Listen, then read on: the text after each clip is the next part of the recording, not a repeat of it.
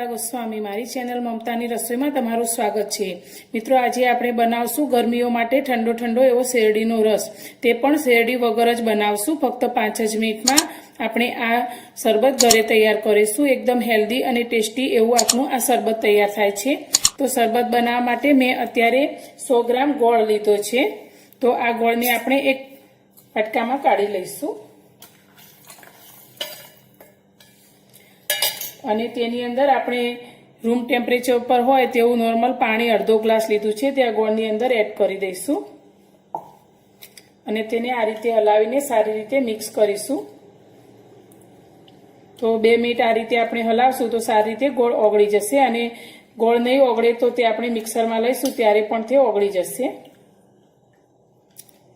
ગોળને આપણે આ રીતે પાણીમાં ઓગાળીશું। તો આટલા ગોળમાંથી આપણે 3 થી 4 ગ્લાસ જેટલું શરબત તૈયાર કરીશું। તમે ખાંડનું શરબત ન પીવું હોય ત્યારે આ રીતે એકદમ હેલ્ધી એવું ગોળનું શરબત બનાવીને પી શકો છો। તો હવે આપણે એક મિક્સર જાર લઈ લઈશું અને તેની અંદર આ ગોળવાળું પાણી એડ કરી દઈશું।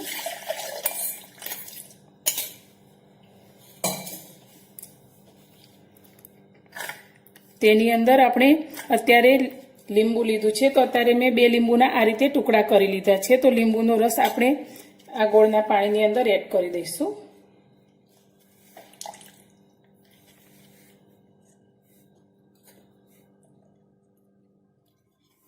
લીંબુનો રસ એડ કર્યા પછી અત્યારે મેં એક નાનો ટુકડો આદુનો લીધો છે। તેને આપણે એકદમ ઝીણો ઝીણો કરી અને કટ કરી અંદર એડ કરીશું।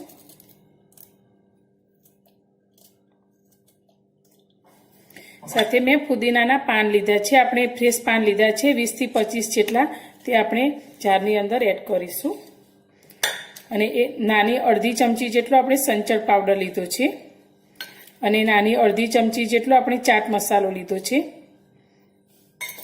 હવે આપણે તેની અંદર અડધો ગ્લાસ ફ્રીજનું ઠંડુ પાણી એડ કરીશું। બધી જ વસ્તુને આપણે સારી રીતે બ્લેન્ડ કરી લઈશું। આપણું શરબત બનીને રેડી છે। તો અત્યારે મેં કાચના 2 મોટા ગ્લાસ લઈ લીધા છે। તેની અંદર આપણે બરફની ક્યુબ નાખીશું અને તેની અંદર આપણે શરબત ઉમેરીશું।